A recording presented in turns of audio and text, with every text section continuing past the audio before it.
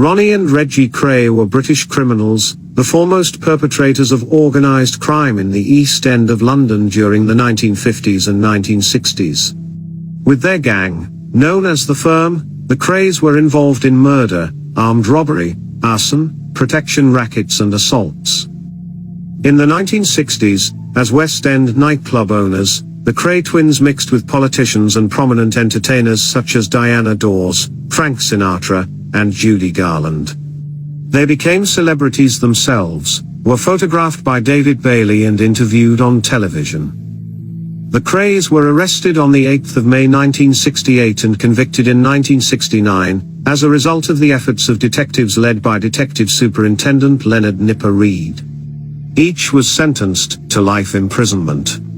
Ronnie remained in Broadmoor Hospital until his death on the 17th of March 1995 from a heart attack. Reggie was released from prison on compassionate grounds in August 2000, 8.5 weeks before he died of bladder cancer.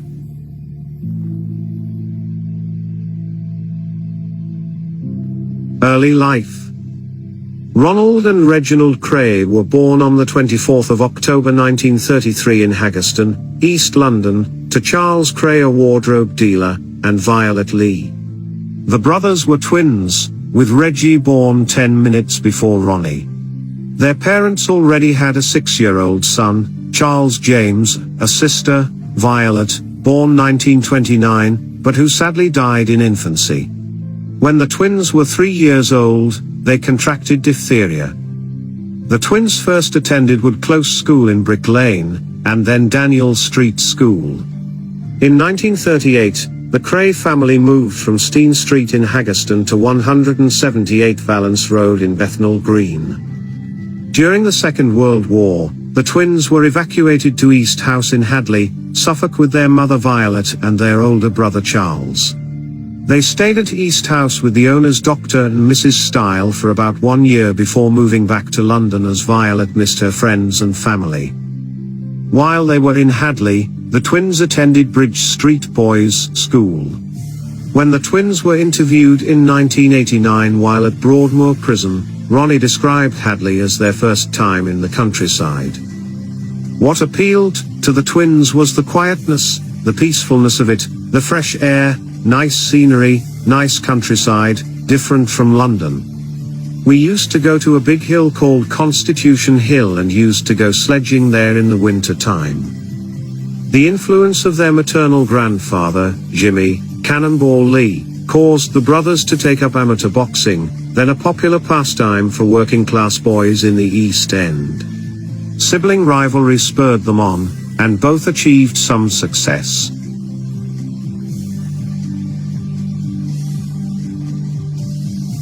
Military service. The Krays were called up to do national service in the British Army in March 1952.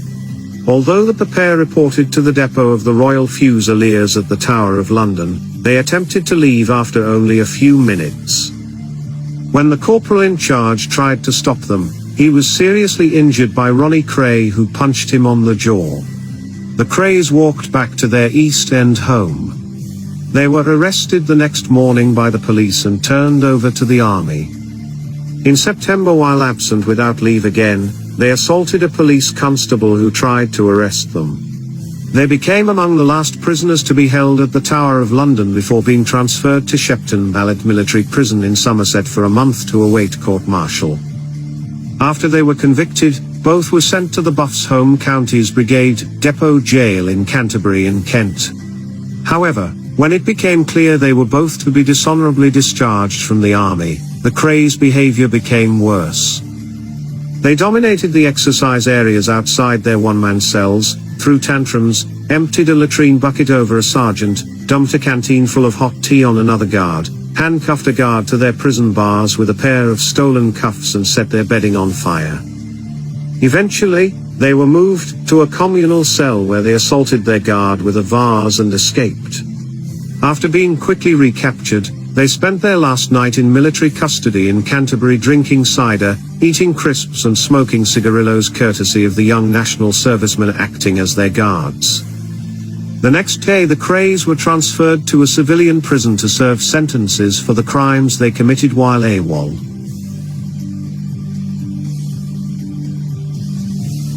Criminal careers. Their criminal records and dishonorable discharges from the Royal Fusiliers ended their boxing careers, and the brothers turned to crime full-time. They bought a rundown snooker club in Mile End where they started several protection rackets. By the end of the 1950s, the Krays were working for J. Murray from Liverpool and were involved in hijacking, armed robbery and arson, through which they acquired other clubs and properties. In 1960, Ronnie Kray was imprisoned for 18 months for running a protection racket and related threats. While Ronnie was in prison, Peter Rackman, head of a landlord operation, sold Reggie a nightclub called Esmeralda's Barn, to ward off threats of further extortion. The location is where the Berkeley Hotel now stands. This increased the Krays' influence in the West End by making them celebrities as well as criminals. The Kray twins adopted a norm according to which anyone who failed to show due respect would be severely punished. They were assisted by a banker named Alan Cooper who wanted protection against the Krays' rivals, the Richardsons, based in South London. Celebrity status. In the 1960s, the Kray brothers were widely seen as prosperous and charming celebrity nightclub owners and were part of the swinging London scene. A large part of their fame was due to their non-criminal activities as popular figures on the celebrity circuit, being photographed by David Bailey on more than one occasion and socializing with lords, MPs, socialites and show business characters, including George Raft, Frank Sinatra, Peter Sellers, Judy Garland, Diana Dawes, Shirley Bassey, Liza Minnelli, Cliff Richard, Jane Mansfield, Danny LaRue, and Barbara Windsor. Ronnie said at the time, "They were the best years of our lives. They called them the swinging 60s. The Beatles and the Rolling Stones were rulers of pop music, Carnaby Street ruled the fashion world. And me and my brother ruled London. We were fucking untouchable." Lord Boothby and Tom Dryburgh. The Krays also came to public attention in July 1964 when an expose in the tabloid newspaper The Sunday Mirror insinuated that Ronnie had conceived a sexual relationship with Lord Boothby, a conservative politician, at a time when sex between men was still a criminal offence in the UK. Although no names were printed in the piece, the twins threatened the journalists involved, and Boothby threatened to sue the newspaper with the help of Labour Party leader Harold Wilson's solicitor Arnold Goodman. Wilson wanted to protect the reputation of Labour MP Tom Dryburgh, a relatively open gay man known to associate with both Boothby and Ronnie Kray, just weeks ahead of a pending general election which Labour was hoping to win. In the face of this, the newspaper backed down, sacking its editor, printing an apology and paying Boothby £40,000 in an out-of-court settlement. Because of this, other newspapers were unwilling to expose the Krays' connections and criminal activities. Much later, Channel 4 established the truth of the allegations and released a documentary on the subject called The Gangster and the Pervert Peer. The police investigated the Krays on several occasions, but the brothers' reputation for violence made witnesses afraid to testify. There was also a problem for both main political parties. The Conservative Party was unwilling to press the police to end the Krays' power for fear that the Boothby connection would again be publicized, and the Labour Party, in power from October 1964, but with a wafer-thin majority in the House of Commons and the prospect of another general election needing to be called in the very near future, did not want Dryburgh's connections to Ronnie Kray, and his sexual predilections to get into the public realm.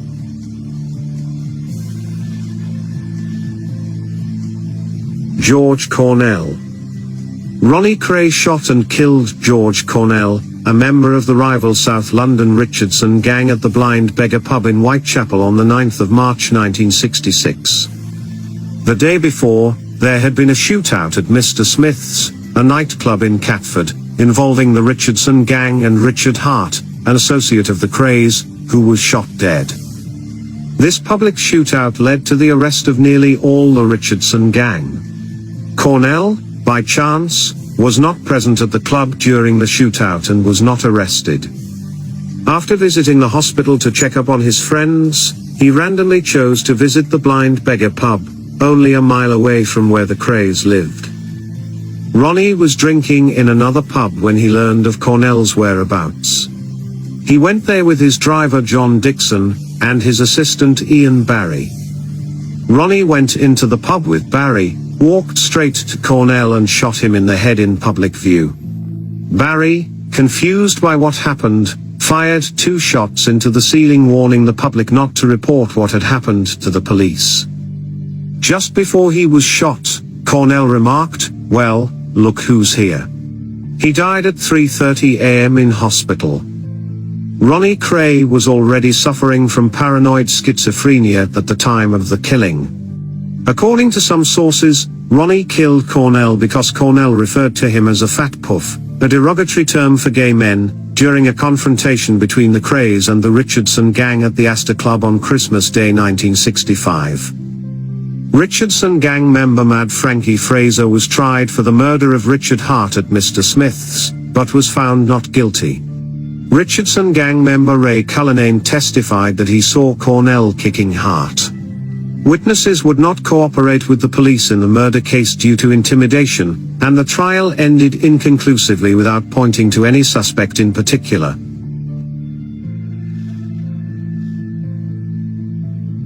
Frank Mitchell. On the 12th of December 1966, the Krays helped Frank Mitchell, the Mad Axeman, to escape from Dartmoor prison. Ronnie had befriended Mitchell while they served time together in Wandsworth prison. Mitchell felt that the authorities should review his case for parole, so Ronnie thought that he would be doing him a favor by getting him out of Dartmoor, highlighting his case in the media and forcing the authorities to act. Once Mitchell was out of Dartmoor, the Krays held him at a friend's flat in Barking Road in East Ham. He was a large man with a mental disorder, and he was difficult to control. He disappeared, but the Krays were acquitted of his murder. Freddie Foreman, a friend of the Krays, claimed in his autobiography entitled Respect, that he shot Mitchell dead as a favor to the twins and disposed of his body at sea. Jack the Hat McVitie. The Krays' criminal activities remained hidden behind both their celebrity status and seemingly legitimate businesses. Reggie was allegedly encouraged by his brother in October 1967, 4 months after the suicide of his wife, Frances, to kill Jack the Hat McVitie, a minor member of the Kray gang who had failed to fulfill a £1,000 contract, £500 of which had been paid to him in advance, to kill their financial advisor, Leslie Payne. McVitie was lured to a basement flat in Evering Road, Stoke Newington on the pretense of a party. Upon entering the premises, he saw Ronnie Kray seated in the front room. Ronnie approached, letting loose a barrage of verbal abuse and cutting McVitie below his eye with a piece of broken glass. It is believed that an argument then broke out between the twins and McVitie. As the argument got more heated, Reggie Kray pointed a handgun at McVitie's head and pulled the trigger twice, but the gun failed to discharge. McVitie was then held in a bear hug by the twins' cousin, Ronnie Hart, and Reggie Kray was handed a carving knife. He then stabbed McVitie in the face and stomach, driving the blade into his neck while twisting the knife, not stopping even as McVitie lay on the floor dying. Reggie had committed a very public murder, against someone who many members of the firm felt did not deserve to die. In an interview in 2000, shortly after Reggie's death, Freddie Foreman revealed that McVitie had a reputation for leaving carnage behind him due to his habitual consumption of drugs and heavy drinking, and him having threatened to harm the twins and their family. Tony and Chris Lambriano and Ronnie Bender helped clear up the evidence of the crime, and attempted to assist in the disposal of the body. With McVitie's body being too big to fit in the boot of the car, the body was wrapped in an eiderdown and put in the back seat of the car. Tony Lambriano drove the car with the body and Chris Lambriano and Bender followed behind. Crossing the Blackwall Tunnel, Chris lost Tony's car, and spent up to 15 minutes looking around the Rotherhithe area for it. They eventually found Tony, outside St. Mary's Church, where he had run out of fuel with McVitie's body still inside the car. The body was left in the car and both Lambrianos and Bender returned home. Bender then went on to phone Charlie Kray informing them that it had been dealt with. However, upon finding out where they had left McVitie's corpse, the twins were livid and desperately phoned Foreman, who was then running a pub in Southwark, to see if he could dispose of the body. With dawn breaking, Foreman found the car, broke into it and drove the body to New Haven where, with the help of a trawlerman, the body was bound with chicken wire and dumped in the English Channel. This event started turning many people against the Krays, and some were prepared to testify to Scotland Yard as to what had happened, fearing that what happened to McVitie could easily happen to them. Arrest and trial. Detective Chief Superintendent Leonard Nipper Reid of Scotland Yard was promoted to the murder squad and his first assignment was to bring down the Kray twins. It was not his first involvement with them. During the first half of 1964, Reid had been investigating their activities, but publicity and official denials of Ron's relationship with Boothby made the evidence that he collected useless. Reid went after the twins with renewed activity in 1967, but frequently came up against the East End wall of silence which discouraged anyone from providing information to the police. Nevertheless, by the end of 1967 Reid had built up enough evidence against the Krays. Witness statements incriminated them, as did other evidence, but none made a convincing case on any one charge. Early in 1968, the Krays employed Alan Cooper who sent Paul Elvey to Glasgow to buy explosives for a car bomb. Elvey was the radio engineer who put Radio Such on the air in 1964, later renamed Radio City. After police detained him in Scotland, he confessed to being involved in 3 murder attempts. The evidence was weakened by Cooper, who claimed that he was an agent for the U.S. Treasury Department investigating links between the American Mafia and the Kray gang. The botched murders were his attempt to put the blame on the Krays.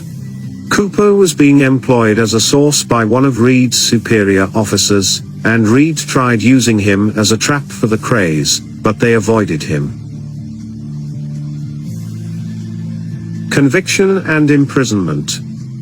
Eventually, Scotland Yard decided to arrest the Krays on the evidence already collected, in the hope that other witnesses would be forthcoming once the Krays were in custody. On the 8th of May 1968, the Krays and 15 other members of the firm were arrested. Exceptional circumstances were put in place, so as to stop any possible cooperation between any of the accused. Nipper Reid then secretly interviewed each of the arrested, and offered each member of the firm a deal if they testified against the others. Whilst in prison, the Krays had come up with a plan, which included having Scotch Jack Dixon to confess to the murder of Cornell, Ronnie Hart to take the McVitie murder, and Albert Donahue to stand for Mitchell. Donahue told the twins directly that he wasn't prepared to be cajoled into pleading guilty, to the anger of the twins. He then informed Reid via his mother that he was ready to cooperate. Reid set up another secret interview, and Donahue was the first to tell the police everything that he knew. Ronnie Hart had initially not been arrested, and was not a name initially sought after by the police. With Donahue's testimony, Hart was hunted down, found and arrested. Offering the same terms as the others arrested, Hart then told Reid everything that had happened during McVitie's murder, although he did not know anything about what happened to the body. This was the first time that the police knew exactly who was involved, and offered them a solid case to prosecute the twins for McVitie's murder. Although Reid knew for certain that Ronnie Kray had murdered George Cornell in the Blind Beggar pub, nobody had been prepared to testify against the twins out of fear. Upon finding out the twins intended to cajole him, Scotch Jack Dixon also turned in everything he knew about Cornell's murder. Although not a witness to the actual murder, he was an accessory, having driven Ronnie Kray and Ian Barry to the pub. The police still needed an actual witness to the murder. They then managed to track down the barmaid who was working in the pub at the time of the murder, gave her a secret identity, and she testified to seeing Ronnie kill Cornell. Frank Mitchell's escape and disappearance were much harder to obtain evidence for, since the majority of those arrested were not involved with his planned escape and disappearance. Reed decided to proceed with the case and have a separate trial for Mitchell once the twins had been convicted. The twins' defense under their counsel John Platts Mills, QC, consisted of flat denials of all charges and discrediting witnesses by pointing out their criminal past. Justice Melford Stevenson said, "In my view, society has earned a rest from your activities." It was the longest murder hearing in the history of British criminal justice, during which Justice Melford Stevenson stated of the sentences which I recommend should not be less than 30 years. In March 1969, both were sentenced to life imprisonment, with a non-parole period of 30 years for the murders of Cornell and McVitie, the longest sentences ever passed at the Old Bailey for murder.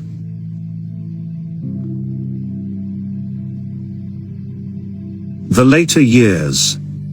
Ronnie and Reggie Kray were allowed, under heavy police guard, to attend the funeral service of their mother Violet, on the 11th of August 1982, following her death from cancer a week earlier.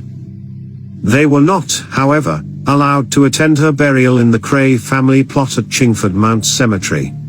The funeral was attended by celebrities including Diana Dawes and underworld figures known to the Krays. To avoid the publicity that had surrounded their mother's funeral, the twins did not ask for permission to attend their father's funeral in March 1983. Ronnie Kray was a Category A prisoner, denied almost all liberties and not allowed to mix with other prisoners. He was eventually certified insane, his paranoid schizophrenia being tempered with constant medication. In 1979 he was committed and lived the remainder of his life in Broadmoor Hospital in Crowthorne, Berkshire. Reggie Kray, constantly being refused parole, was locked up in Maidstone Prison for 8 years as a Category B prisoner. In 1997, he was transferred to the Category C Wayland Prison in Norfolk. In 1985, officials at Broadmoor Hospital discovered a business card of Ronnie's that led to evidence that the twins, from separate institutions, were operating Krays Enterprises, a lucrative bodyguard and protection business for Hollywood stars, together with their older brother Charlie Kray and an accomplice at large. Among their clients was Frank Sinatra, who hired 18 bodyguards from Krays Enterprises on his visit to the 1985 Wimbledon Championships. Documents released under Freedom of Information laws revealed that although officials were concerned about this operation, they believed that there was no legal basis to shut it down.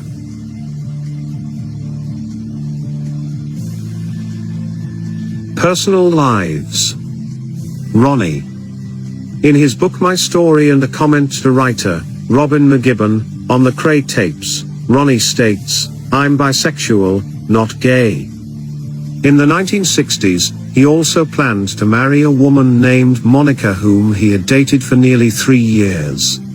He called her the most beautiful woman he had ever seen. This is mentioned in Reggie's book Born Fighter.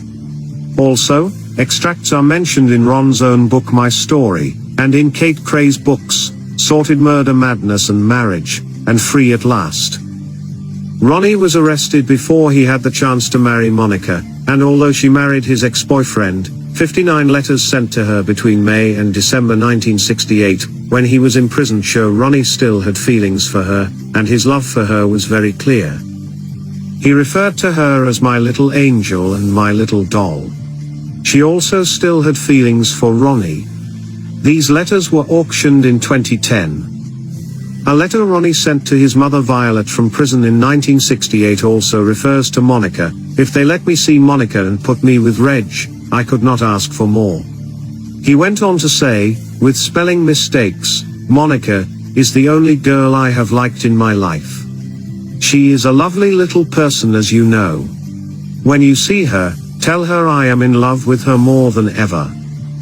Ronnie subsequently married twice, marrying Elaine Mildner in 1985 at Broadmoor Chapel before the couple divorced in 1989, following which he married Kate Howard, whom he divorced in 1994. In an interview with author John Pearson, Ronnie indicated he identified with the 19th century soldier Gordon of Khartoum. Gordon was like me, homosexual, and he met his death like a man. When it's time for me to go, I hope I do the same. Reggie. Reggie married Frances Shea in 1965, she died by suicide 2 years later. Reggie married Roberta Jones, whom he met while still in prison. She was helping to publicize a film he was making about Ronnie, who had died in hospital 2 years earlier.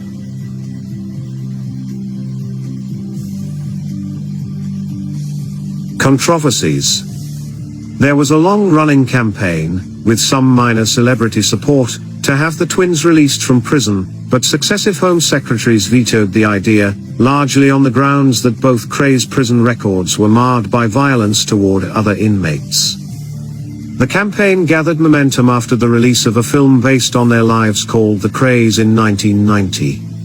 Produced by Ray Burdis, it starred Spandau Ballet brothers Martin and Gary Kemp, who played the roles of Reggie and Ronnie respectively. Ronnie, Reggie and Charlie Kray received £255,000 for the film.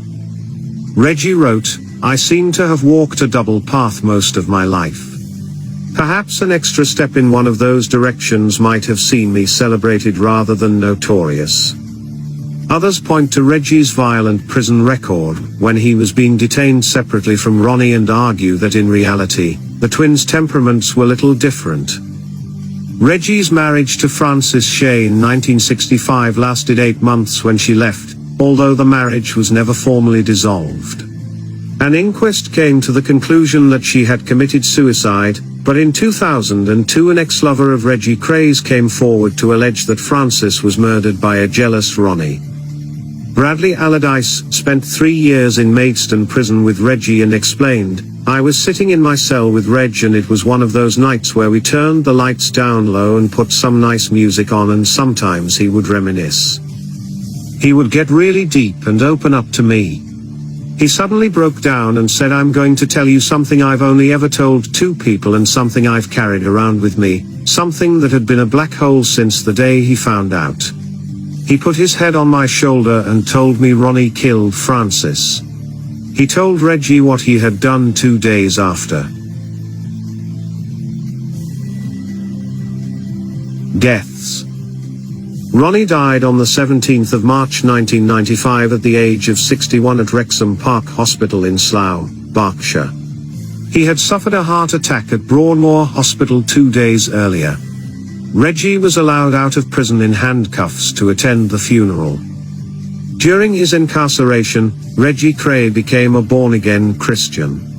He was freed from Wayland on the 26th of August, 2000 on compassionate grounds, on the direction of Home Secretary Jack Straw, following the diagnosis of cancer. He had been diagnosed with bladder cancer earlier that year, and the illness had been declared as terminal. The final weeks of his life were spent with his wife of 3 years, Roberta, in a suite at the Townhouse Hotel at Norwich, after he left the Norfolk and Norwich Hospital on the 22nd of September 2000. On the 1st of October 2000, Reggie died in his sleep. 10 days later, he was buried beside his brother Ronnie in Chingford Mount Cemetery. During the funeral, crowds of thousands lined up to applaud. Ronnie and Reggie's older brother Charlie Kray was released from prison in 1975 after serving 7 years for his role in their gangland crimes, but was sentenced again in 1997 for conspiracy to smuggle cocaine in an undercover drugs sting. He died in prison of natural causes on the 4th of April 2000, aged 73. Thank you for watching. If you enjoyed the video, please join our Facebook group. It's called Krays Crime Lords of London. We're a friendly moderated group with over 1,000 Kray and other celebrated gangster videos available for view. There's also thousands of images in the photos sections. The link for the group is in the YouTube description section. I hope we see you